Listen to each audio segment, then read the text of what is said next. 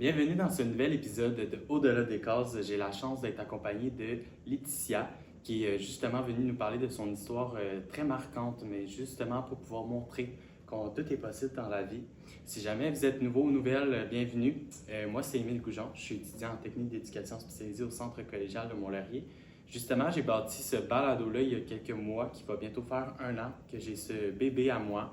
Oui, mon bébé à moi, c'est comme un gros travail que j'ai dû, c'est beaucoup d'engagement, beaucoup de travail que je fais pour pouvoir permettre à des lecteurs, lectrices de pouvoir entendre toute histoire importante à raconter. Donc, tout en ayant en tête les 3 mots qui représentent mon balado, qui est la diversité, la sensibilisation et l'inclusion. Donc, j'aimerais souhaiter la bienvenue à Laetitia. Bonjour. Bonjour. Ça va bien? Ben oui, toi. Ben oui, merci. Écoute, je vais te laisser te présenter Ben oui. parce qu'on veut savoir un peu qui tu es. Ben oui. Donc, moi, c'est Laetitia Tremblay-Bourgault. J'ai 19 ans puis je suis présentement étudiante en esthétique. Donc, si je comprends bien, tu as terminé en 2024 ton secondaire ici à la Polyvalente. Oui. OK. Après ça, dans le fond, tu me disais que ça faisait... J'ai comme pris une petite année sympathique. J'ai travaillé un temps plein.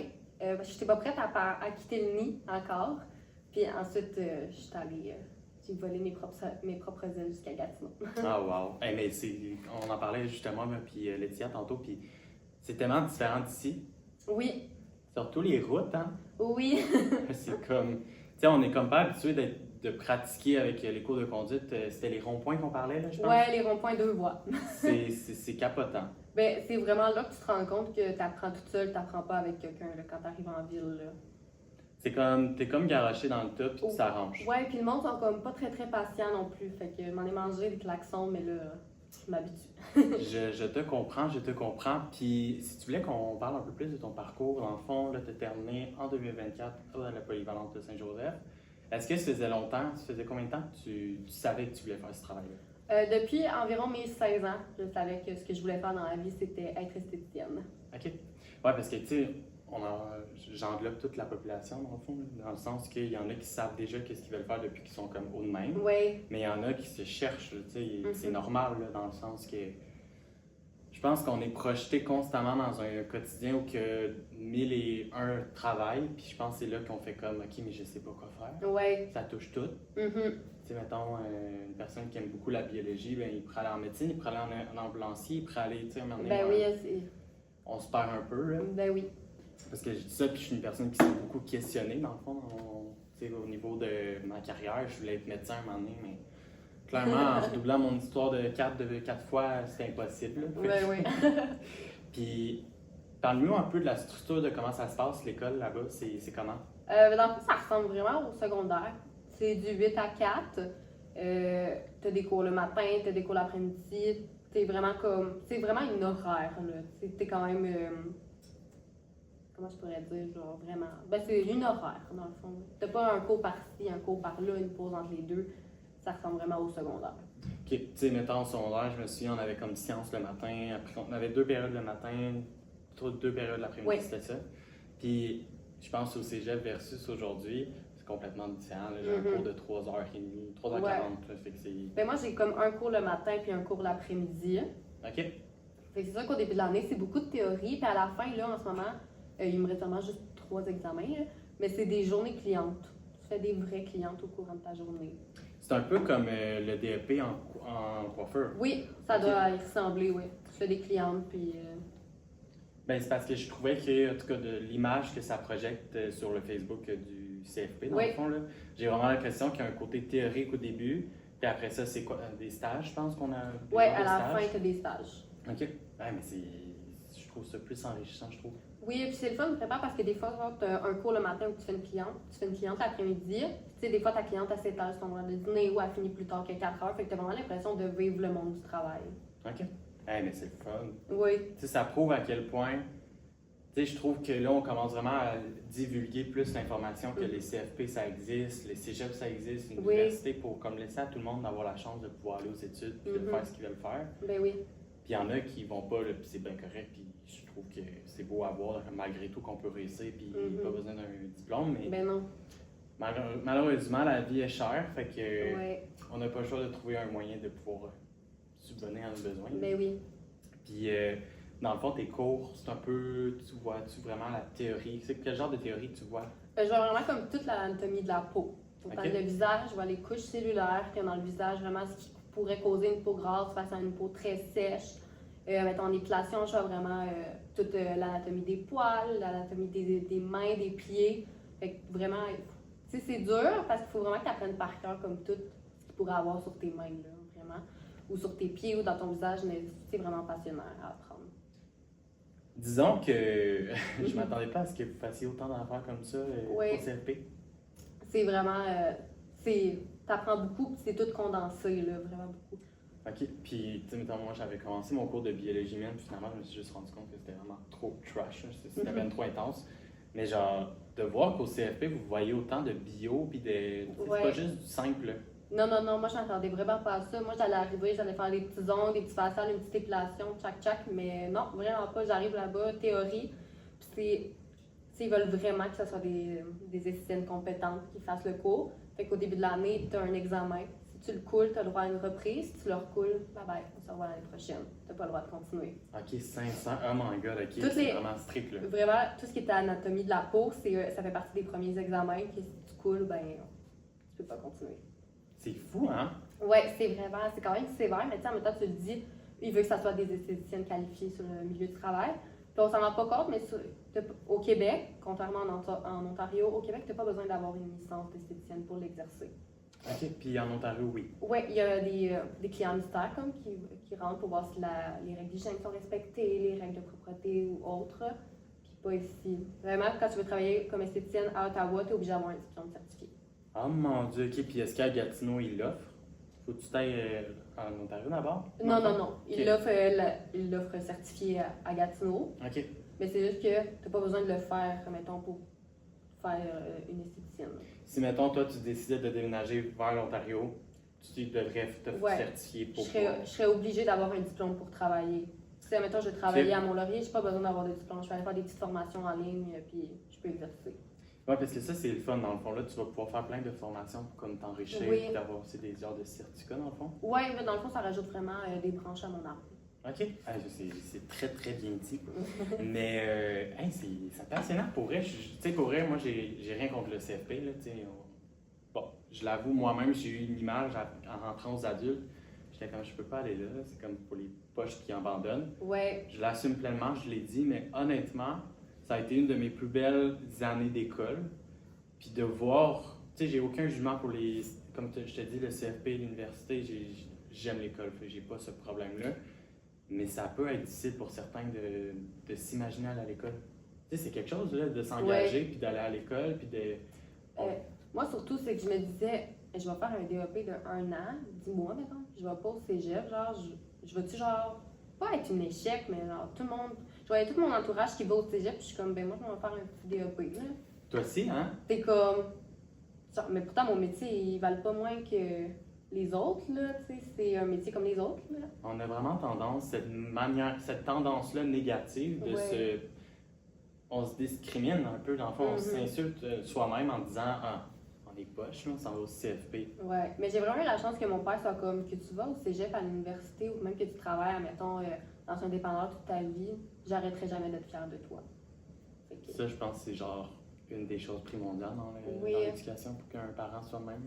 Puis avant que je fasse mon cours d'esthéticienne, j'avais dit à mon père, tu sais, souvent le but de plusieurs esthéticiennes, c'est d'ouvrir leur propre salon. Ouais. Tu sais, moi j'ai eu la chance que mon père soit comme, ben c'est parce que tu y arriveras jamais. Il était comme, ouais, mais oui, on va t'aider. Si jamais tu as besoin, on va commencer à mettre de l'argent de côté, on va commencer à construire ça. J'étais comme, waouh. Genre, je connais des gens que leurs parents sont comme, wow, arrange-toi tout seul. C'est beau de voir un style d'attachement autant sécurisant avec ton père. Oui, je me dis, si jamais j'ai de la misère, tu sais, il est comme, on va être là, on va te soutenir, je vais t'aider. Si jamais il y a des trucs que tu connais pas, vraiment, c'est super soutenant. Je pense que chaque enfant qui va à l'université, cégep, nomme-les toutes. Je Mhm. pense qu'il y a ce besoin-là qui doit être comblé par les parents parce Ouais. que ça nous aide tellement. Tu sais, moi, j'ai une famille très proche de moi puis qui m'appuie constamment. Puis je suis un des seuls à avoir été au cégep à date puis d'avoir autant continué. Mhm. J'ai ma mère qui a fini justement l'UQAT en 41 ans, 40 ans. Ben oui, mais il n'est jamais trop tard pour terminer. Elle avait un rêve, puis là, elle a exercé, elle a voulu réaliser ce rêve-là, puis elle est retournée aux études à 35 ans. Ben oui. Mais ça montre à quel point que tout est possible dans la vie. Puis pour vrai, une des valeurs de mon balado, c'est justement ça. Puis c'est pour ça que je te recevais. C'est que je trouvais ça important de le nommer. Je pense que, tu sais, moi aussi, j'ai eu des difficultés, puis j'en ai avoir toute ma vie, là, des difficultés d'apprentissage, on en voit. Puis Ben oui. tu me disais là, tantôt que c'était quand même facile pour toi à l'école aujourd'hui. Mais ça se peut qu'un jour tu rencontres une difficulté. Moi, je sais pas. Oui. Faut que tu fasses un calcul pour un prix, mettons. Mhm. Là, tu fais comme. Mais là, je sais pas. Je sais pas. Tu sais, mon métier, c'est comme esthéticienne. Ça se peut. Mais si tu travailles fort comme nous, on le fait, ça va, tu vas y arriver facilement. Ben oui. Puis, tu sais, il y avait un autre sujet pourquoi on se rencontrait aujourd'hui. Oui. Puis, je te laisse la parole. Puis, moi, je vais intervenir. Ben oui, aucun problème. Donc, dans le fond, moi, j'étais en secondaire 3 et un soir, je rentre chez moi et malheureusement, je me suis rendu compte que ma mère n'était plus parmi nous. Ma mère était décédée ce soir-là, à mes 15 ans. Ça a été un choc, c'est sûr. C'est quelque chose de dur à encaisser, surtout à 15 ans, tu te dis ma vie n'est pas terminée, puis il faut que je la continue sans ma partie maternelle. J'étais très proche de ma mère, moi je vivais temps plein chez ma mère. À ce moment-là, j'avais eu une chicane avec mon père, donc j'avais plus de contact vraiment avec lui. Fait que ça a vraiment été un tout en une soirée. Puis, tu sais, là, dans le fond, t'as quel âge? T'as 19 ans. 19 ans. Comment t'as vécu ça à travers l'école, puis tes engagements dans la vie? C'est sûr que ça a été dur. Ma mère a décidé en été, au mois de juillet. Fait que vraiment, comme un mois et demi après, il fallait que j'aille à l'école. Puis je me suis dit, j'arrêterai pas l'école pour autant. Tu sais, je veux vraiment continuer. Au début, c'était facile, mais vraiment, ce qui était dur, c'est les questions. Qu'est-ce qui s'est passé? Là, ça visitait un peu partout. J'ai eu le malheur, par contre, d'en parler ouvertement à certaines personnes qui, malheureusement, n'ont pas gardé pour eux. Puis c'est vraiment comme, ça s'est ramassé partout. Là. Des va-et-vient. Ouais. Ok. Tu sais, là, je me sentais un peu mal parce que j'étais comme, j'avais peur que ma mère passe pour une personne, genre, je sais pas, une personne bizarre, genre, ou, tu sais, d'avoir tout partagé ça. C'est un peu un regret que j'ai, mais maintenant, tout le monde le sait. Puis... Ben, c'était surtout que tu voulais garder ça pour toi. Surtout, Oui. C'est pas un secret, mais ça reste quand même un décès qui t'a marqué. Mais oui. J'essayais à la fois d'être transparente tout en essayant de garder une partie pour moi. Mais, tu sais, en même temps, à ce moment-là, t'es comme tu l'as sur toi, t'essaies juste de le partager pour essayer de le sortir de toi, genre. Oui. Puis est-ce que tu as reçu beaucoup de soutien de la part des professeurs dans ces moments-là? Oui, dans le fond, je rentrais en secondaire 4, puis mon père a vraiment pris le temps de contacter tous mes professeurs, une à une, de leur expliquer la situation, de leur expliquer de faire attention et tout. Fait que mon père était vraiment investi. Fait que, donc, malgré la chicane, puis je veux pas comme savoir pourquoi, là, c'est pas Oui. mon but, mais dans le sens que malgré la chicane, il a été là pour toi pour Oui. cette période-là. puis tu Vraiment, passes au travers. on a juste vraiment effacé le passé, qu'on s'est dit on repart où ce qu'on était. Wow. Fait que vraiment, genre, je suis retournée chez lui, puis honnêtement, ça s'est vraiment super bien passé. J'ai vraiment retrouvé la super belle relation que j'avais avec mon père avant cette chicane. Je connais pas ton père, mais j'en me donne envie de le rencontrer. Il a l'air cool en pas cool cool dans le sens cool, mais c'est beau de voir à quel point il est près de toi malgré tout. Puis il a réussi à prendre cet événement-là, faire comment on repart à zéro, ma fille elle a besoin de moi. Ouais. Tu sais, c'est chaque famille est différente. Aussi, on vit toutes des choses difficiles avec nos parents, puis des proches. Mais je l'ai dit encore, c'est vraiment beau de voir que ton père était aussi proche de toi. Ouais, mais honnêtement, je pourrais jamais être autant reconnaissante de ce qu'il a fait pour moi, là. Ben oui. Dans les pires moments, il a toujours été là. Puis, qu'est-ce que tu pourrais nous dire un peu plus sur comment ça. Y a-tu eu des stratégies pour que tu veux pas te passer au travers? Ça a dû être difficile. C'est sûr que ça a été difficile. Le plus dur, vraiment, je pense, même encore à ce jour, c'est de voir des filles de mon âge avec leur mère magasiner. Et ça, c'est vraiment quelque chose qui était dur, mais comme stratégie, c'est ça que j'ai consulté, mais vraiment, ça prend du temps. La solution, vraiment, c'est le temps. C'est quand même un certain deuil que tu dois faire. Oui, c'est ça. C'est vraiment un deuil qu'on dirait que tu n'arriveras jamais. Tu te dis, c'est pas comme genre, c'est vraiment ma mère. Là. On dirait que... C'est difficile de. Tu sais, l'acceptation dans le deuil, comme c'est variable. Là. Ça peut être autant au début, puis vers la fin, puis ça peut tellement changer au cours de route. Ben oui. Puis tu sais, je le vois souvent sur tes publications, tu le publies à chaque fois que ça fait 1 an qu'il est décédé. Puis je pense que c'est une certaine reconnaissance que tu fais. Tu envoies un message justement pour lui dire « je pense toujours à toi ». Oui. Juste la photo que j'ai vue avec elle, je trouvais que déjà tu avais l'air très proche d'elle. Oui, ben moi, ma mère, c'était ma meilleure amie, là. On n'avait aucun secret pour nous, c'était vraiment... On était pareils, on était deux petites filles qui se promenaient ensemble. Wow. On aurait dit genre mon âme sœur. Y a-tu des choses que tu aimerais lui dire aujourd'hui? Ben, j'aimerais. Il n'y a pas nécessairement que je voudrais dire, mais il y a vraiment beaucoup de choses que j'aimerais entendre d'elle. Comme? C'est, à C'était quel, à l'aise. Hein? ben oui, à quel point elle est fière de moi. C'est beau avoir la reconnaissance, mettons, paternelle, mais c'est dur de ne pas voir ma mère qui me dit Hey, je suis fière de ce que tu fais, je suis fière de ce que tu deviens. Oui, parce que tu es rendu loin là, dans le sens Ben que oui. malgré les difficultés, tu as réussi à passer au travers et te rendre à Gatineau et dans Ouais. tes études que tu aimes. Vraiment. Puis, sinon, ce que je pourrais dire vraiment, c'est que je pense que si je pourrais, je m'excuserais. J'étais en pleine adolescence à ce moment-là, Oui. crise d'adolescence, puis On se comprend là-dessus. ouais, j'étais pas un enfant j'étais pas un enfant facile, mettons. Ok. Puis je pense que j'en ai fait vivre de toutes les couleurs. Puis vraiment, j'étais encore en crise d'adolescence au moment de son décès, fait que je me sens mal, mettons, de me rendre compte que peut-être mes derniers moments que j'ai passés avec elle, genre, c'était moi en train de se chicaner, genre.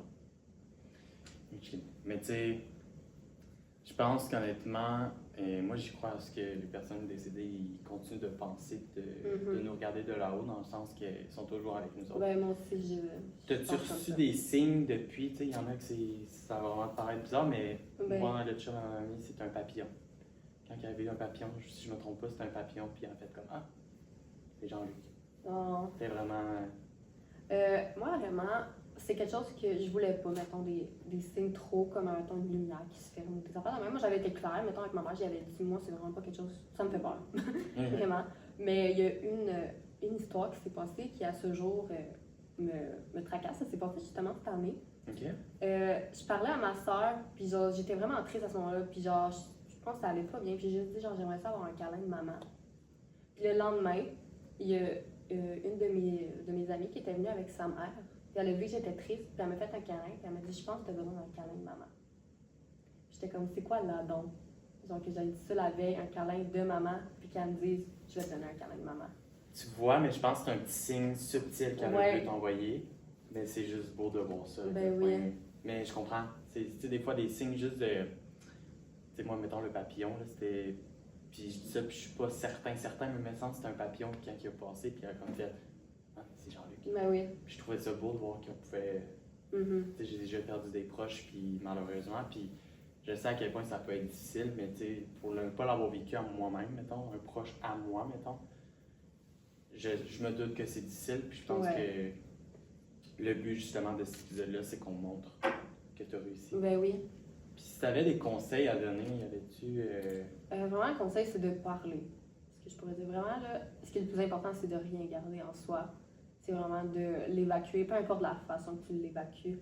Mais il faut que tu en parles. Tu peux pas. J'ai fait l'erreur, moi, de le garder quand même longtemps.